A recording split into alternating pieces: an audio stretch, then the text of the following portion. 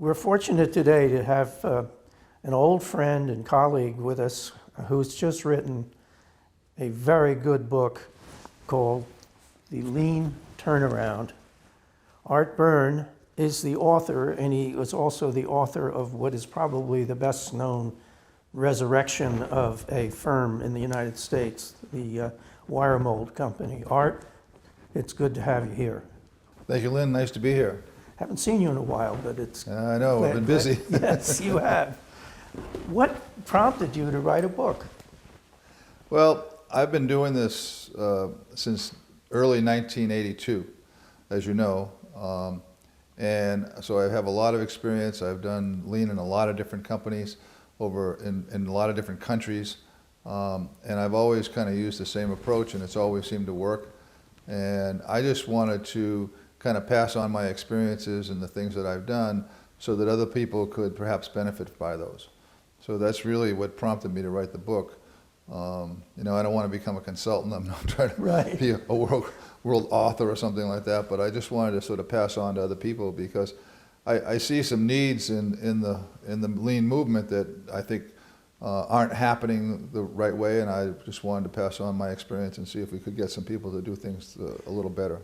Well, you're still very active. I think you're chairman of several companies, and you're still participating every day in the lean movement. And you know, you and I were there when this thing started. You were a little bit ahead of me, but we are now the old folks in the lean movement.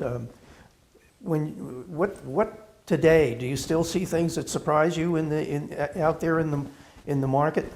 Well, certainly. I wish you wouldn't use the word "old folks," but I was referring to myself. Oh, okay. I'm sorry. But I certainly see a lot of things that I see that do disturb me is that I think we've taken something that is a tremendous strategic weapon, and we've marginalized it by how we approach it and how we call it. For example, if you think about where did this concept of lean come from, it really started back in the second oil crisis it was one in 73, I think, and one in 79, and people recognized that Toyota had emerged from those way better off than anybody else.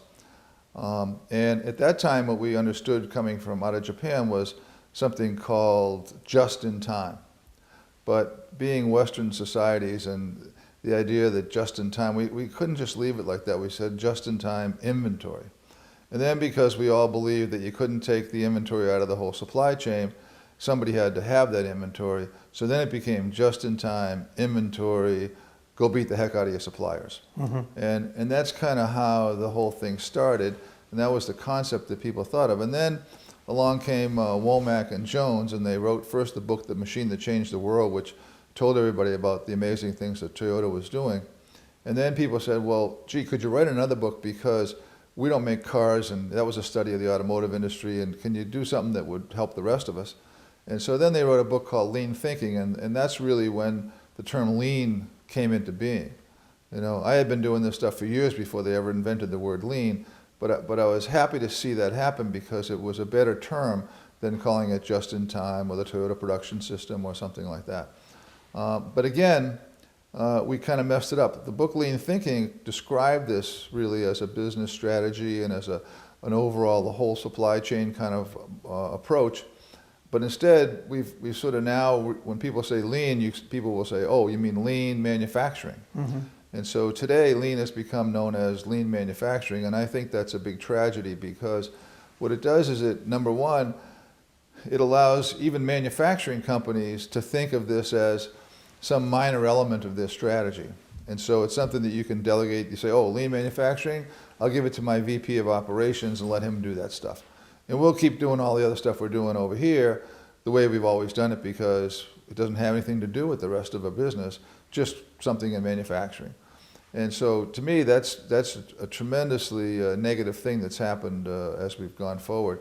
And the other thing that's happened is that because you call it lean manufacturing, people that are in other industries like hospitals or insurance companies or banks or service companies, they figure, well, that doesn't apply to me at all. Why should I do something called lean manufacturing? I'm not in manufacturing. And so we take a chunk of the economy that can actually benefit from this approach better than a manufacturing company can. The gains are bigger in non-manufacturing companies, in my experience. And we kind of eliminate them by what we call it. And so, part of the thrust of writing the book was to try and deal with that issue, the fact that we call it the wrong thing and eliminate a lot of companies, and that even a manufacturing company do it. And then the other major thing that I see is the lack of leadership in doing this. It's hard to implement a lean strategy, a lean approach, if the leader doesn't lead it. So a big chunk of the book really talks about, what does the leader have to do? What is his role? How does he have to behave in order to make this happen? Did you write this book? I mean, in reading it, I found myself sort of regarding it as a do-it-yourself kind of approach, step by step, to introducing this kind of thinking to a company. And the book seems to be organized in that fashion. Did you see it as an instructional manual for somebody, or? Well, first of all, I see it more as a business book, not some sort of lean tools book. I'm not trying to tell you how to run a Kaizen or how to do setup production or any of that kind of stuff, but it's really, how do you utilize this approach to improve your business? And therefore, I've sort of taken people step by step through, how would you do it? How would you introduce it? What do you need to know? How do you go about it? And once you get pretty good at it, how do you leverage it? How do you leverage it in the marketplace? How do you take advantage of the gains that it's going to give you?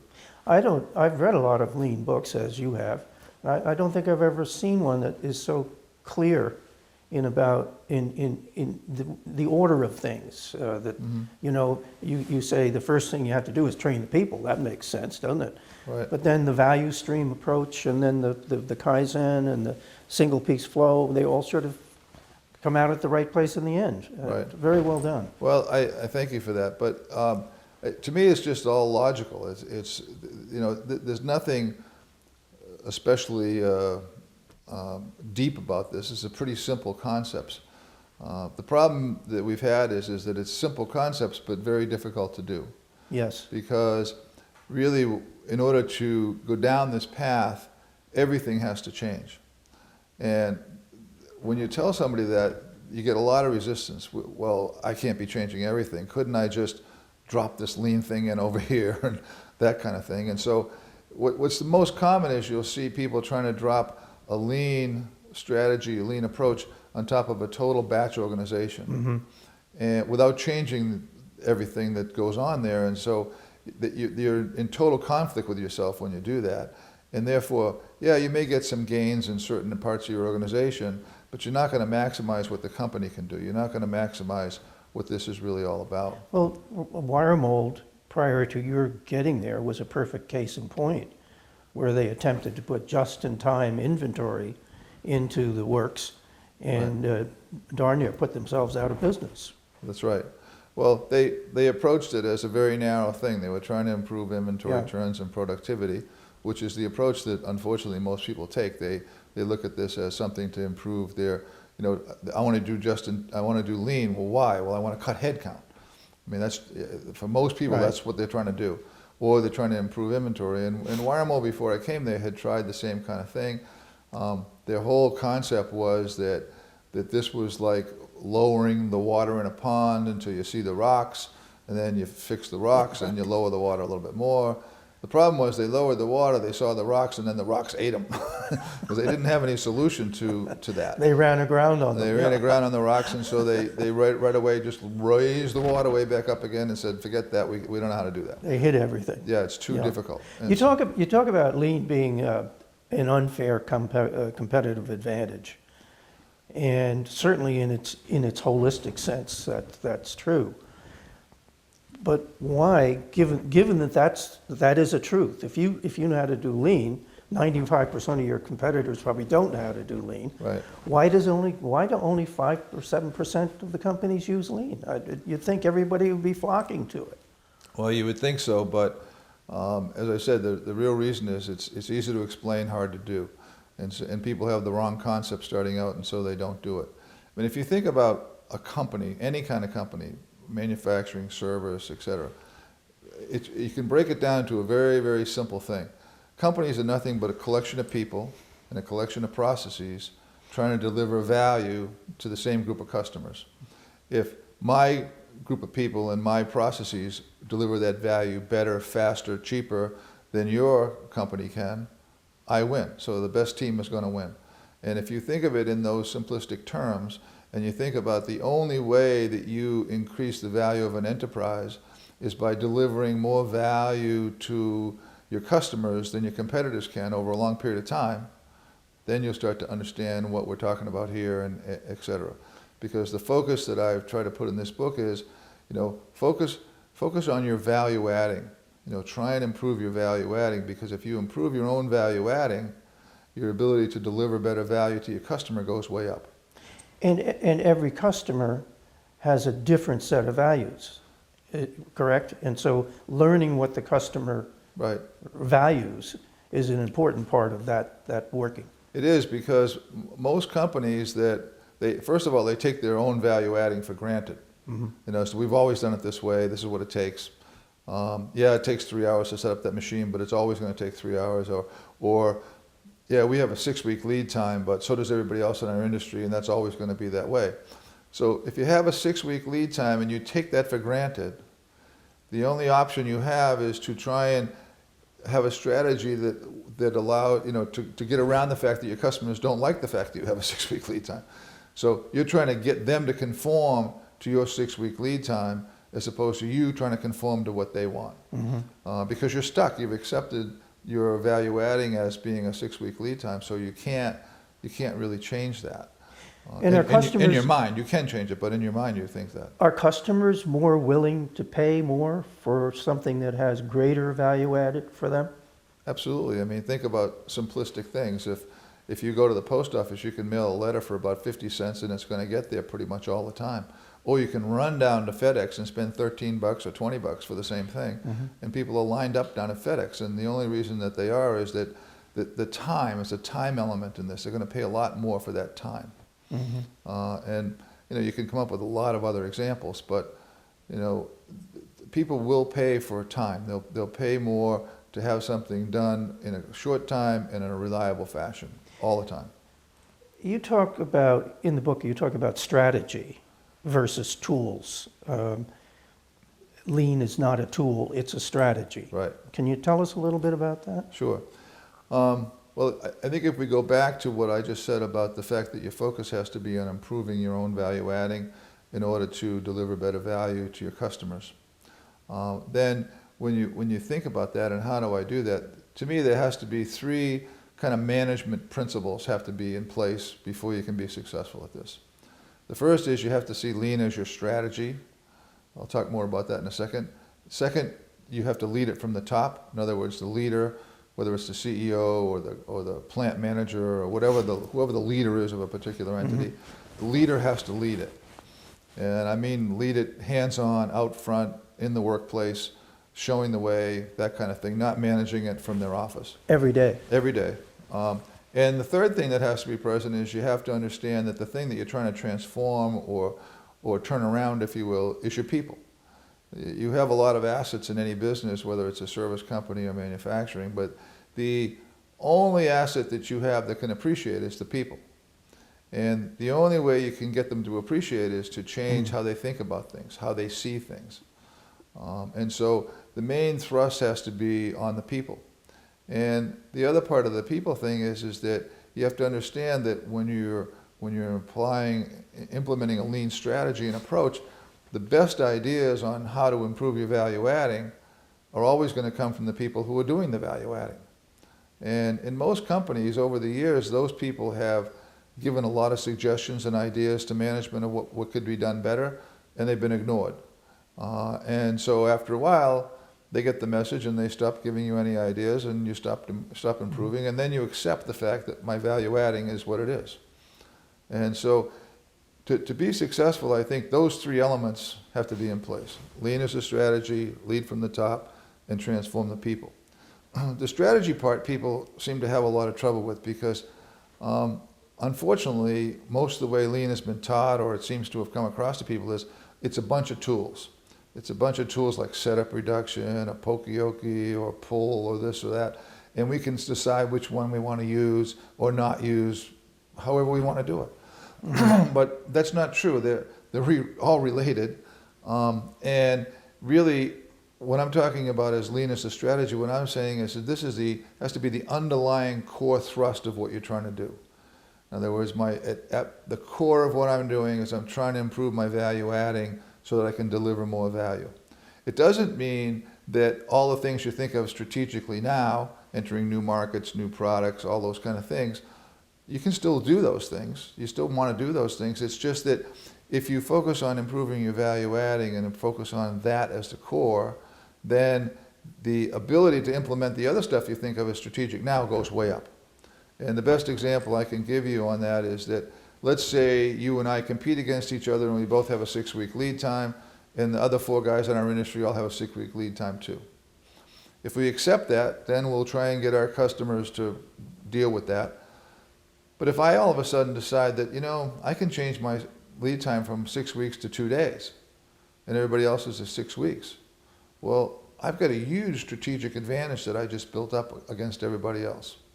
And that strategic advantage, when I start to leverage it in the marketplace, et cetera, you don't really have a response for that. So because I thought of it a different way, and because I was able to do something that the rest of the competitors couldn't do, I'm going to have this advantage that allows me to lever the other strategic things I was going to do. I remember you telling me once, early in your tenure at Wiremold, that the advantage that you have over your competitors is that you're there first. And it will take them, they may never catch up. Right. It's almost like sailing a boat into a breeze when the guy behind you doesn't have any wind. You gain all that distance simply because you're where the wind is. Right. It's if you're the first guy to really do this in your industry and you get a 3 or 4 or 5 year head start and you keep going, you don't stop, it's almost impossible for the other guy to catch up. So you're right about that. There's a big advantage in that. But I think you have to, when we talk about lean as a strategy, you want to think about lean. The things that you do to improve your value adding will almost always reduce the time it takes to do anything, reduce the cost that it takes to do anything, and improve the quality of what you're doing by a lot. So lean is really what I think of as a time-based competition strategy. So the things that you do, the lean tools, et cetera, that you use, allow you to compete on time where before you couldn't compete on time. Mm-hmm. And if you're a time-based competitor, you're going to very quickly beat the heck out of all your competitors. Mm-hmm. So if you think about lean in today's economy, where it's a low-growth economy, people are struggling all the time. They got material price increases coming at them, and they can't pass them on. If I can be a time-based competitor, if I can continually improve what I'm doing in my value adding, I have the opportunity to create my own growth and create my own opportunities and take market share from other people in these kind of economies where other people can't. I like to think about this as, in a very simplistic way, if you said that, to me, a very interesting statement is the idea that productivity equals wealth. And that's been true over centuries and centuries. It's been true for countries. It's true for companies and almost any other kind of organization. But think about the Industrial Revolution in England. That's what made England such a big power. It created a lot of wealth for England because the Industrial Revolution and the things that they developed, et cetera, gave them that power. The United States is the next best example. The United States has been a very powerful country and a leader in the world because we've had a lot of productivity. We've created a lot of productivity. If you take it down another step, just a microcosm, think about farming in the United States. It started out with a guy with a hoe and a rake, and then he got a horse and he hooked up a plow to it, and that gave him some productivity. And then pretty soon we invented a tractor, and he had a small tractor and he could do that. Then he got a bigger tractor, and then we got a tractor that he could plow and plant at the same time. Mm-hmm. And then we got a tractor where he can plow and plant and look at CNN at the same time in air-conditioned comfort. So, we I don't know how productive that. Yeah, the last part might not be so productive, but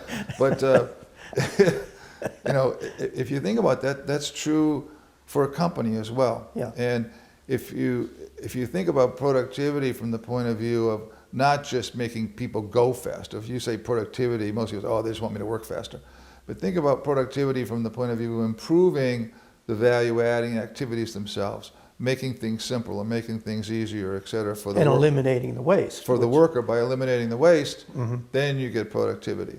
You don't want people going faster, you want them to go at a smooth pace, but you want what they do to have eliminated all the waste, and you're going to get some tremendous gains. And so I look at lean as probably the biggest wealth creator of all time because of what it can do.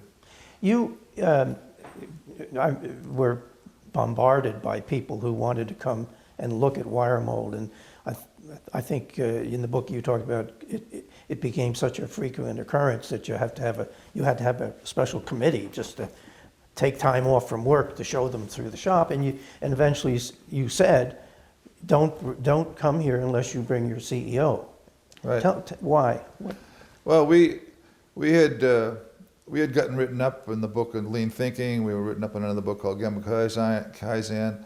There were a lot of articles about Wiremold. So all the industrial tourists, I would call them, were calling up and saying, we want to come and see what you're doing. We want to understand and see if we can learn from that. And we felt pretty obligated to do that because that's how we learn. We went to see people at Toyota and other places that were doing this way ahead of us and learned from that. And so we felt obligated to show people. But then we were just overwhelmed with all these plant tours. And we had a business to run. And we said, it's okay to spend time with a company, but if the CEO is not there, if it's this concept I said before, you got to lead from the top. If the top guy won't even come, then the chances are that when they go home, they won't do anything. And if we spent a day with them and they went home and didn't do anything, then we wasted our time and we wasted their time. They might have had a nice visit, but they didn't do anything. So we just said, well, let's put in a simple rule. If you don't bring your CEO, you can't come. All the tours stopped right away because no one could get their CEO interested. No one was interested in doing this. How do we now get CEOs interested? I mean, we still have the problem of you need the CEO interested if it's going to succeed. You absolutely need him. When I've given talks on this subject in the past, I always say, look, if you can't get your CEO interested, don't bother starting this because you won't get any place.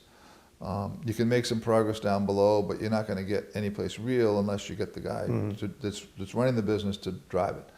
And I think the simplest way in my mind to get the CEO interested is to explain the results that you can get from this. And I can use Wiremold as a simple example.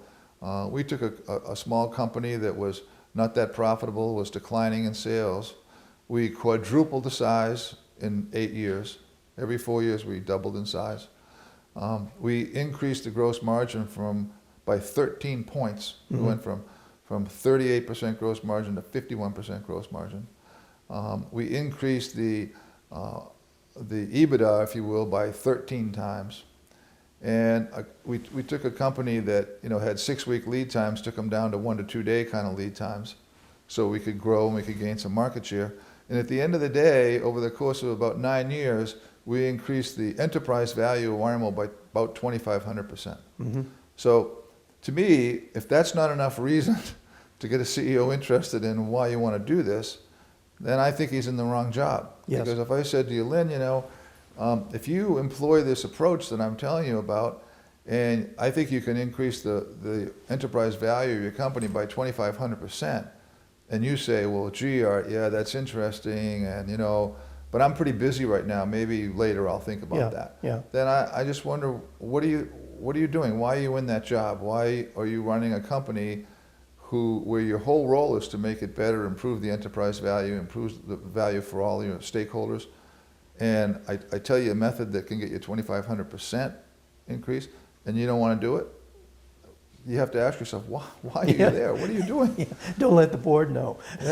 So, but I think that's really the hook. That's the reason you want to do this. I've always thought about this as a business thing. My whole reason for doing lean in the first place was I was running a business. And hey, here's something that can really help me run this business.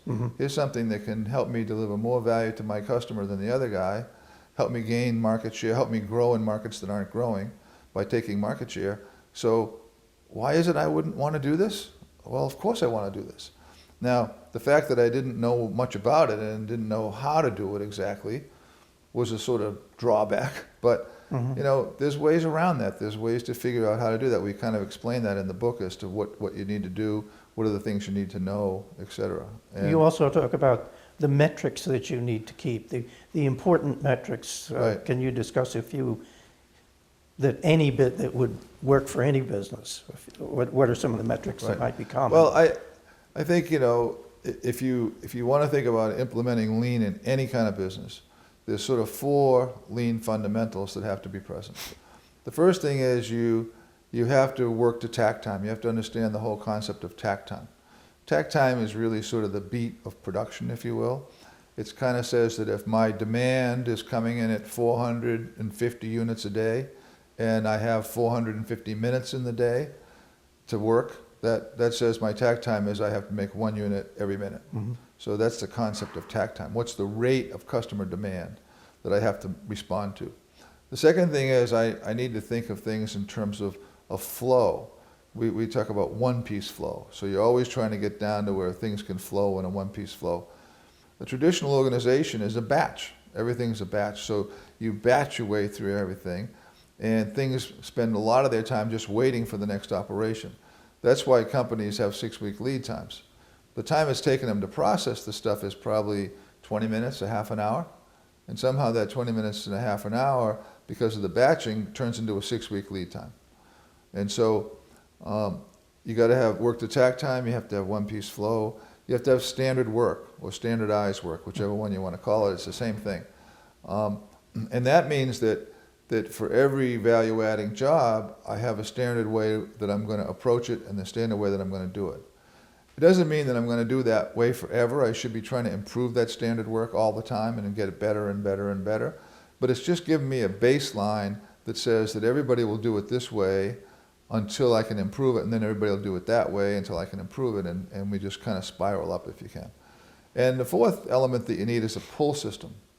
So you want to be able to pull and make product at the rate of customer demand. So the customer pulls the product through your organization, as opposed to a batch organization pushes it out and hopes we can get the customer to buy it. So we're making the stuff hoping that someone will buy it at the end of the day. Well, push also is pushing it into inventory where it is pulled out by the order, right? Right. And talk about inventory turns, and I mean, probably most companies are in the single digits as far as number of inventory turns. Right. What were you at Wiremold? Well, when I got to, I think, first of all, I think inventory turns, for a manufacturing company at least, companies Right. that have inventory, I think it's one of the most important measures that you can have. I think you can run your whole company on 2 measures very successfully. One is customer service percentage, that's the on-time delivery, however you define that. And the second one is inventory turns. If customer service and inventory turns are both going up, everything else has to fall in line. Your quality has to be good, your productivity is going to be better, et cetera. You're going to free up space, all time is going to drop, all those things will occur, those 2 measurements. And inventory turns is a particularly important one because inventory hides waste. I always think of inventory, my definition is inventory is the root of all evil. And it's the root of all evil because it hides waste. I mean, that's really why people have it in the first place. They have it there because if they don't have it, things just go to hell. And they can't serve the customer, and people are screaming at them, et cetera. So their way to solve that is build a little more inventory so we can have a little more cushion so that when the stuff that goes wrong, we have a backup and we can still function. When you start to take that inventory out and push it down, what you're doing is you're exposing the problems that you have. You're fixing those problems. And by doing that, you're going to get better. You're going to get better quality. You're going to get better productivity. You're going to have shorter lead times. You're going to have better response time to the customer. All those things start to happen. So inventory turns, to me, and improving inventory turns is the thing that drives your productivity, quality, and customer service. It's a little bit like teaching a child to swim. He uses the water wings for a while, but you start letting a little bit of air out of him at Right. a time, and before he knows it, there's no air, and he's swimming. Yes. And I think that's what you're Same describing. kind of thing. For example, when I first went to Wiremold, we were turning inventory 3 times. And I said, well, our first target's going to be 20 times. And so everybody said, are you nuts? Who is this guy? Get him out of here. Right.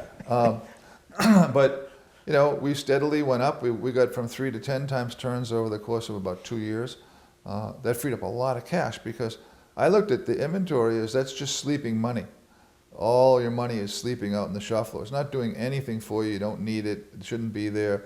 It's sleeping money. That sleeping money, if you woke it up and picked it up, you can invest it in an acquisition. You can buy new equipment. You can do a lot of things with it that otherwise it's just out there sleeping. And so the source of growth and improvement in Wiremold was largely financed by increasing inventory turns.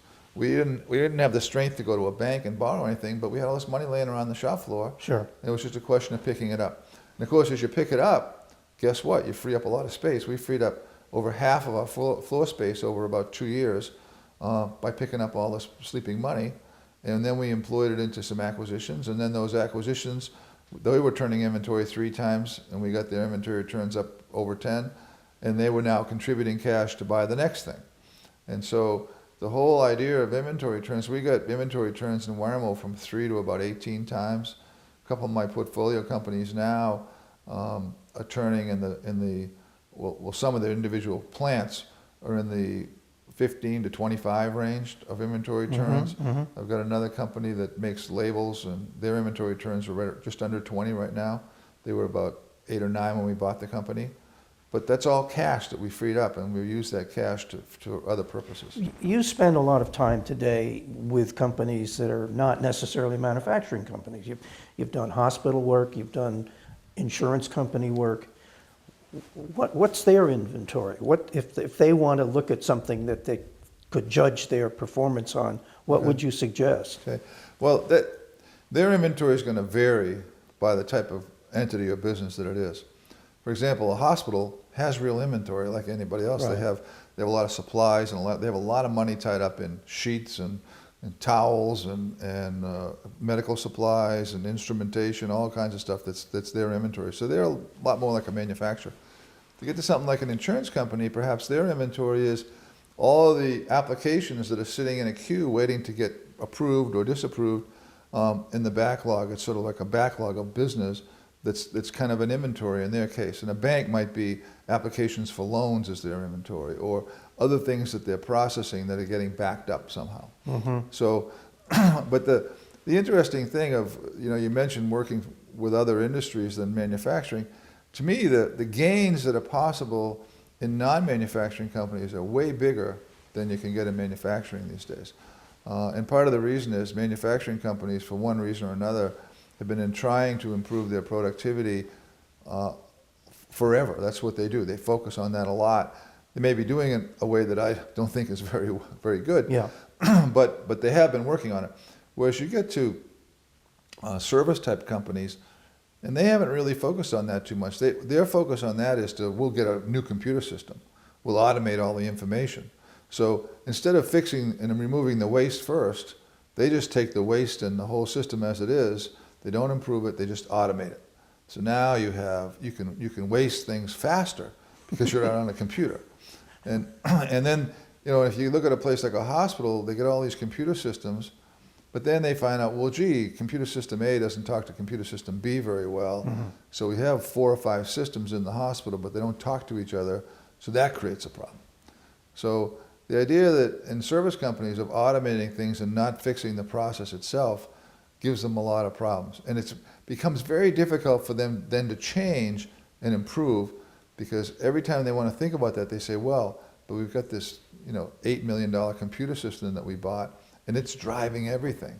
And so to change from that is not easy anymore. And so in those kind of organizations, I find that the lean approach is just way, it's going to give them gains that they can't even imagine. Would you put SAP and MRP, all of those predecessors to lean into the same bucket that you're putting computers and making waste faster? Well, yes and no. I mean, I think that certainly MRP type systems in manufacturing have created some benefits. It's when you get something that gets bigger and bigger and more complex, having a computer help you is a plus. The thing that you shouldn't do, however, is use that computer, that MRP system, to schedule the production on your shop floor. And unfortunately, that's what almost all those systems are designed to do in the beginning. They're production management, production control, and they make kind of a mess, quite honestly. I'll give you an interesting example. A guy that used to work for me, after we sold Wiremold, he went to work for one of our bigger competitors who had decided they were going to start down the lean path. And they had used some outside consultants, they had made some progress, but they were going kind of slow. But they had some cells and they were doing some things. And they wanted someone that could help them go faster. So they hired this guy to come in as the head of operations for this pretty big entity. By the time he got there, the IT function had convinced the CEO that they should put in a new SAP enterprise software system. So he comes in and they're just starting that. Right away it goes bad. They lose all the information. They can't see anything. He spends 1.5 years sorting out everything, trying to get product shipped to customers where they can't see the order. They don't know if they invoiced the guy. Everything you can imagine was going wrong. And at the end, he gets it all settled down. Now they're okay. The system is sort of running. And he goes back. He's, okay, now we got to go back to lean. And he goes back and he finds this one cell where before SAP, a single transaction, the arrival of a Kanban card, would make the product. SAP came in, looked at that, and changed it into, it took 13 transactions now to make that same product. So he said, well, we have to get rid of that. We got to go back to the Kanban card and make that happen. And he was told, well, wait a minute, we spent $80 million on this SAP program, Right. and you're going to use it. So to his credit, he did the logical thing and he quit. But that's the problem with those kind of systems is there's a lot of things that are good about them, but you don't want to schedule your shop floor with one of those things because now you're stuck in the old batch method. Everything is a batch. You're going to schedule everything in a batch. It's all, there's no reason to go to lean if you're going to do that. Because we're lean with a pull system, you're trying to connect the customer right to the shop floor. And if you think about how most companies work, the one thing that they do through those kind of systems is they disconnect the customer from the shop floor. The customer has nothing to do with the shop floor. The shop floor never sees the customer. They see the production schedule. Make me blue ones, red ones, green ones, pink ones. That's what they see. Just make those and be quiet.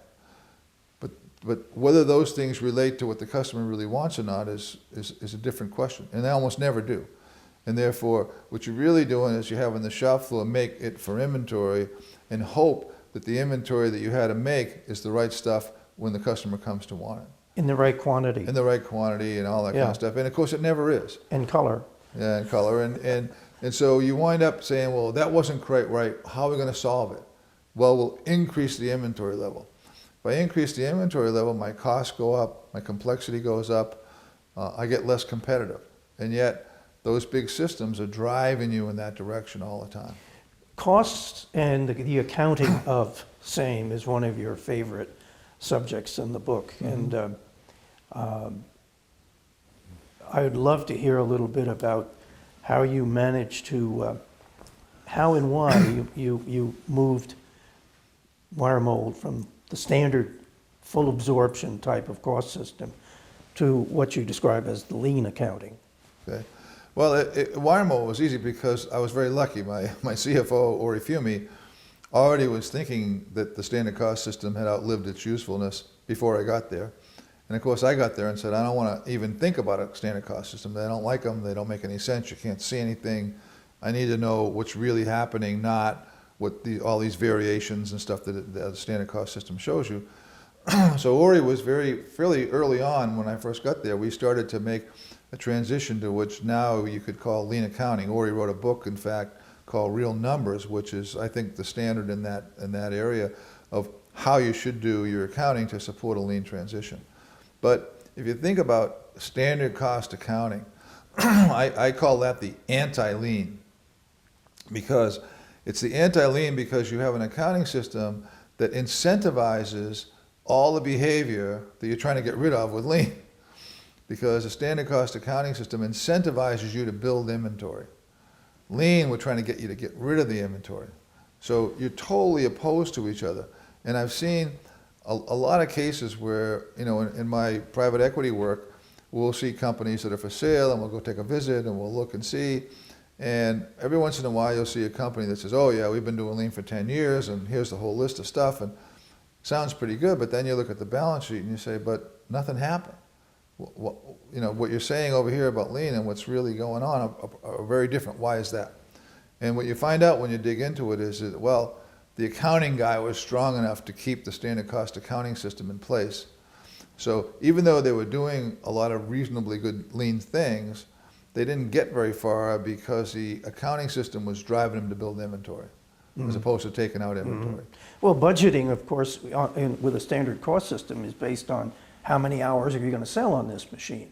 Right. And all hourly rates are based on some measure of absorption. Right. It's the problem with that is that there's so many assumptions on top of assumptions when you put that together, that when you get into the next year, you don't know whether you're having a great year or you just had a great year in budgeting.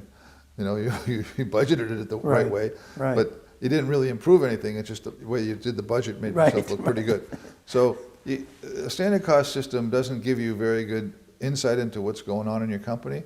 And if you blindfold the management team through the cost system, how do you expect them to make good decisions? It's really hard to make good decisions because they're going to look at something and say, oh, we have a big cost problem. When the reality is they don't have a cost problem. All that happened was they took down inventory instead of building up inventory, and on the P&L it showed a negative because they lost the absorption for that period. Art, in the book, you have a very interesting portion on something you call the walk of shame, which I think the Japanese introduced you to initially. Tell us a little bit about that, and how can it be used to judge what a company's state of the art is in terms of lean? Okay. Well, the walk of shame is a lot of fun, actually, and it was introduced to me by the Shinjujutsu consultants, but it's a very serious thing as well in that you have to make the case for change. How do you make the case for change? How do you make the case that any company, no matter what their status is, can still be improved dramatically? I use the word turnaround in the title of the book, the lean turnaround, but it isn't the turnaround that most people think about. It's really just drastically improving what you do. And in some companies, they say, well, we're already doing really well, so we don't have to feel a lot of pressure to change. And so the walk of shame is one way, it's not the only way, but one way to create the case for change.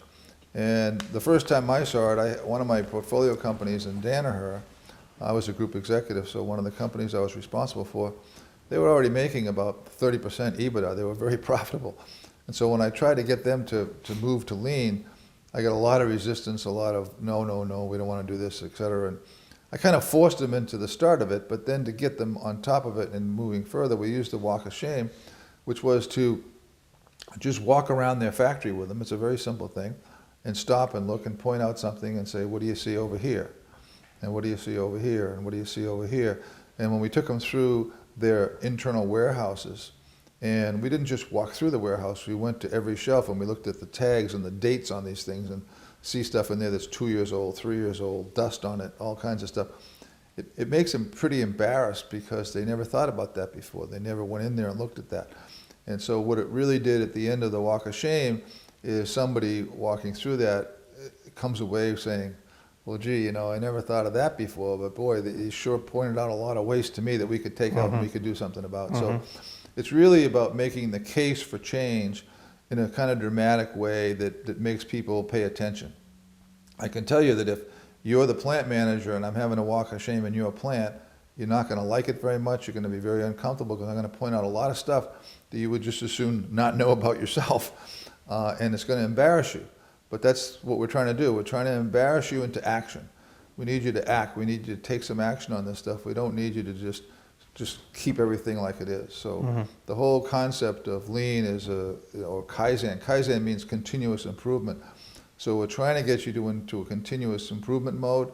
And the walk of shame a lot of times is a very simplistic thing. It's very soft, but it wakes up a lot of people. A lot of people sort of get it after that. They sort of, before they couldn't see it, they didn't mean anything to them. But if you take them out and push their nose into their own stuff, it's pretty hard to deny that there's opportunity. And so I think it's a really powerful tool. You, in choosing your value stream leaders, for instance, in choosing which senior executives you were going to, you spotted as being the right ones to help you, how did you do it? I mean, how do you evaluate people for those kinds of positions with hopefully a reasonable probability of success? Okay. Well, as we picked our original value stream leaders, there wasn't anything very scientific about it at all, to tell you the truth. I got my management team together and we said, who are the high potential people in the organization who have some leadership skills that we think, and who are problem solvers and people who will push forward and improve things. Uh-huh. And we were able to, wasn't any more sophisticated than that. And we picked people from all parts of the company. They weren't just manufacturing, and we put them in charge of value streams on the shop floor. And they were all successful, really. But as we moved along, we started to implement some personality testing. And so we used this personality test. Anybody new coming into the company would go through this personality test. It was only 25 questions or something like that. It wasn't very long. It was less than 2 pages. But it was extremely accurate in telling us what type of person we were going to get. Because lean is a team sport. You have to have teamwork. Everybody has to work together. What sales and marketing is doing and what manufacturing is doing have to be linked together. And so if you bring in individuals who can't work in a team, you're going to cause problems for yourself. So this personality testing really helped us out a great deal with that. And I'm sure that in your business, as you're placing candidates in places, you have to screen for things like this as well. And We do, and we've been using testing, and I can't remember whether when you went into Wiremold I used it or not, but certainly in my mind, when I saw you, just like you did with the value stream leaders, I knew that this was the right guy for Wiremold. I think we've gotten a little more scientific since then, and we have gotten to the point where we have graphical representation of who fits and who doesn't fit, and you know it's turned out to be pretty predictive. yeah, we found that that's the case too. And you know, as you put me into Wiremold, I learned a lot of things as I went through there, and that was one of them, that you can really predict the type of person. I remember you and I had a discussion 4 or 5 years ago about what is the likelihood that somebody would lead a lean transition. Can you predict a leader, and what would the leader be like? And I think we agreed on a lot of those kind of things. And Yes. I look at it kind of that you know, people have these personality types, and those same personality types become CEOs in some proportion to the regular, you know, population. So the person who's really insecure becomes a CEO, and that happens a lot.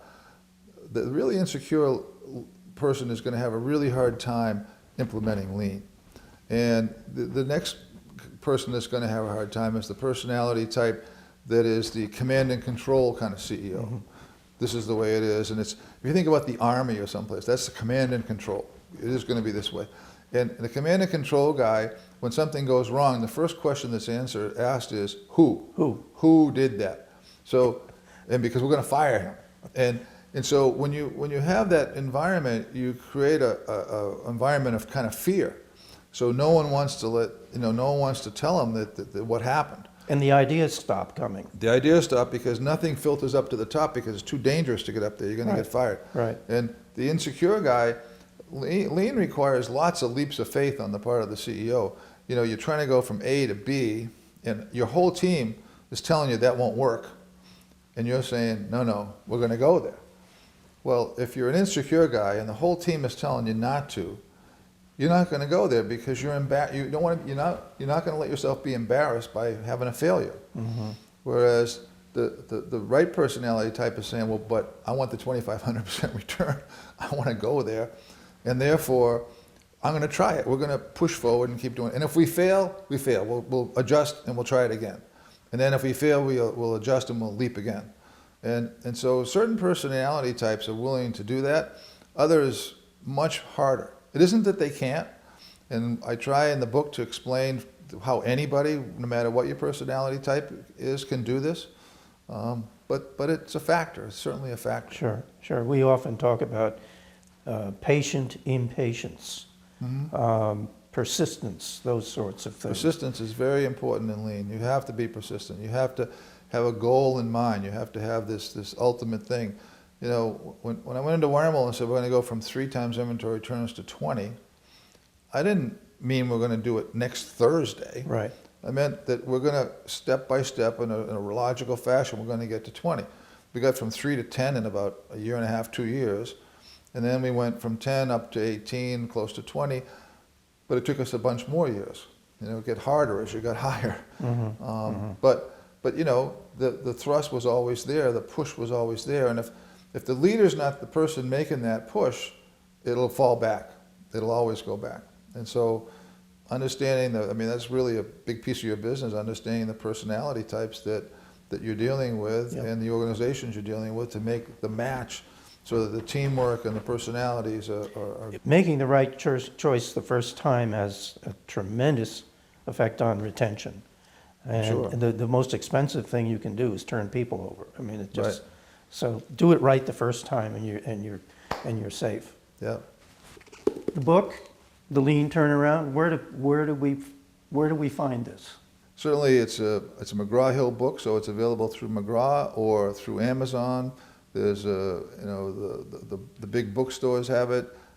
There's another little organization called 1-800-CEO-READ that you can buy them in bulk there or at Amazon. So there's a lot of places where you can get this book. Good.